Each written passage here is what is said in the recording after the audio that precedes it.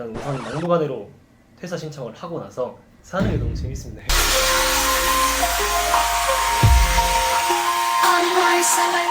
자, 안녕하세요 셀러의 구독자 여러분들. 오늘은 또 새로운 초대 손님을 모셔봤습니다. 자기소개 먼저 부탁드리겠습니다. 네.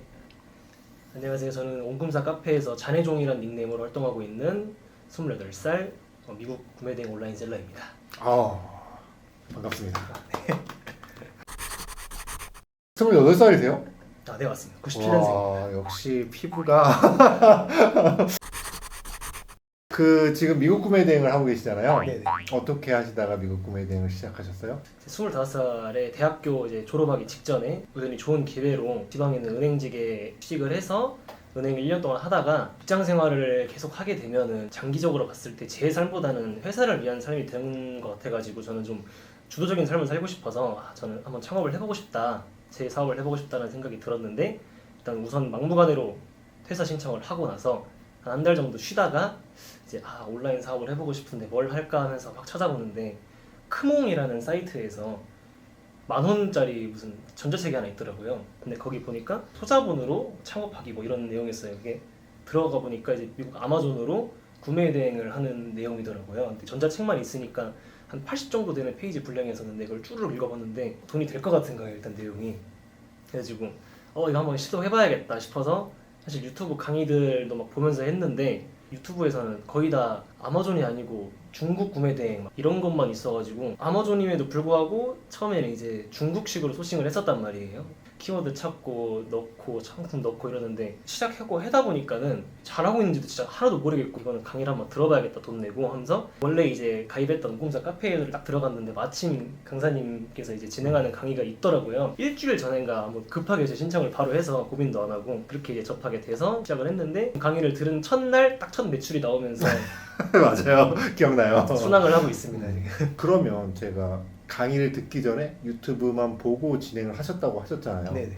그러면 그때는 좀 어떤 게 어려웠는지 자세하게 얘기해 주실 수 있나요? 저는 아마존이라는 플랫폼에서 상품을 소싱할 때 완전 잘못 소싱을 하고 있었던 게 그 중국에서 소싱하는 사이트와 아마존에서 소싱하는 이 아이템들의 확실한 차이가 있더라고요.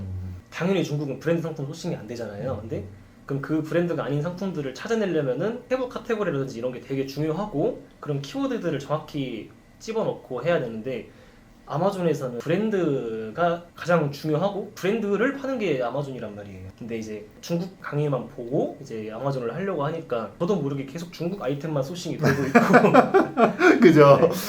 하다못해 지금 사용하고 있는 마이크 같은 것도 어떻게 소싱하다 보니까 미국 브랜드 마이크가 아니고 중국 브랜드 마이크가 소싱이 되고 이러니까 좀 완전 잘못하고 있는 것 같은데 그렇게 소싱을 하다가 강사님 딱 1강을 듣고 나서 머리를 맞은 것처럼 완전히 잘못하고 있었구나. 그때부터 이제 소싱 방법 완전히 바꿔가지고 브랜드 위주로 소싱을 하다 보니까 순항하고 이렇게 강사님도 당당하게 배로 올 수 있는 것 같습니다.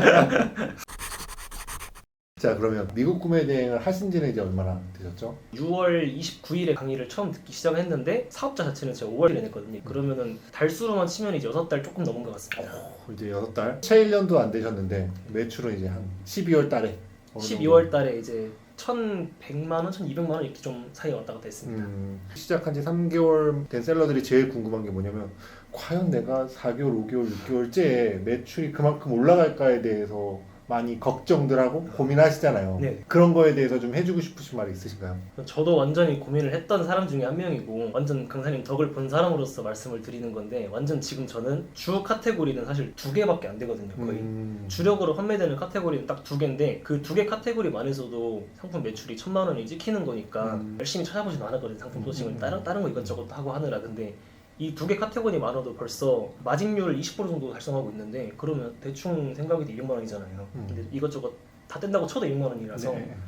이 정도 버는 거는 저는 진짜 굉장한 거라고 생각하거든요, 사실. 이런 거를 시도를 안 해본 사람들한테는 완전한 기회라고 생각하는 사람이고 초보자분들께서 저도 초보지만 저보다 더 늦게 시작하신 분들이 생각했을 때 월 1,000만 원 정도는 무조건 가능하다고 생각합니다. 그렇죠. 저희가 항상 이제 많은 분들에게 말씀을 드리는 게 사실 1,000에서 2,000까지는 노력 여하에 따라서 분명히 달성할 수 있는 곳이고 거기서 이제 저 나아가는 건 사실 약간 저는 재능의 영역이라고 봐요. 맞습니다. 재능의 영역이 있고 그 사람을 어떻게 쓰느냐 그리고 또 사업을 넓히는 영역이기 때문에 그건 좀 다른 개념이지만 그 전에 1000에서 2000까지 찍는 건 어찌되었건 사람의 노력으로 가능한 부분이라고 분명히 맨날 말씀을 드리거든요. 근데 대부분은 그게 될까라는 생각을 먼저 가지시고 그 부분에 대해서 실천을 잘 안 하시는 것 같아요. 잔해종님께서는 먼저 진행을 하셨었고 제 강의를 듣고 나가지고 아 이거 내가 잘못하고 있구나라는 깨달음을 얻으셨기 때문에 사실은 좀 더 빠르게 올라오지 않으셨나 생각이 들어요. 해봐야지 알거든요. 맞습니다. 예, 확실히 해봐야지 아는 거고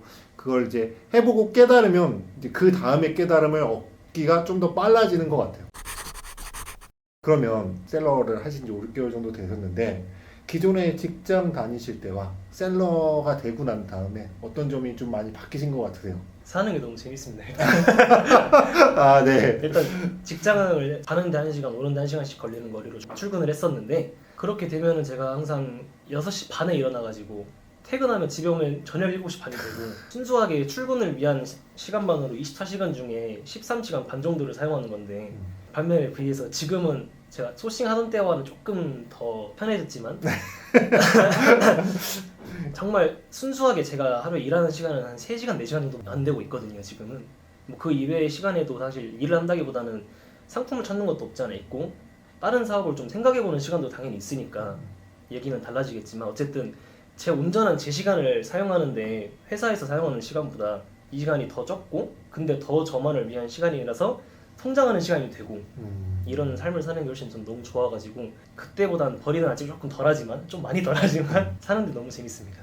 의외로 제가 느끼기에 서울 사시는 분들보다 지방에 사시는 분들이 그런 거를 좀 더 많이 느끼시는 것 같아요. 뭐 서울은 사실 교통편도 지하철 타면 뭐 해서 끝까지 가도 1시간 정도밖에 안 걸리는데 지방 같은 경우에는 대부분 자차로 움직이는 경우가 그렇죠. 많기 때문에 그런 부분을 되게 아깝게 생각하시더라고요. 맞습니다. 왔다 갔다 하는 거리도 그렇고 디지털 노마드라는 부분이 사실은 뭐 100% 맞지는 않겠지만 세이브 될 수 있는 부분이 분명히 있고 그런 부분에 대해서 조금만 더 자기 개발에 좀 더 신경을 쓰신다면 솔직히 말해서 잔해종님 제가 보기에 지금보다 셀링하는 시간을 조금 더 늘리면 분명히 예전 받는 월급만큼 가져가실 거예요. 근데 이제 본인의 선택으로 사실은 어느 정도 지금 안 하시는 거잖아요. 네. 근데 뭐 이게 좋다 나쁘다를 떠나서 셀러 본인의 선택이기 때문에 그거는 맞다고 봐요.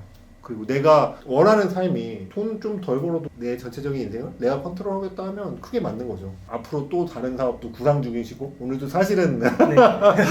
네, 다른 사업 구상 중이신 분가 납치해가지고 영상을 찍는 거기 때문에 훨씬 더 앞으로 좀 더 많은 발전이 있을 거라고 생각하고 저는 솔직히 말하면 제가 28살 때 이제 막 직장 첫 취업해가지고 어리버리하고 있을 때거든요. 근데 벌써 자신만의 무언가를 만들어간다는 게 진짜 멋있는 것 같습니다. 그러면 이제 미국 구매 대행을 하면서 좀 이제 재밌었던 점이나 이런 에피소드가 있을 거잖아요. 그런 거 있으면 좀 얘기 좀 해주세요.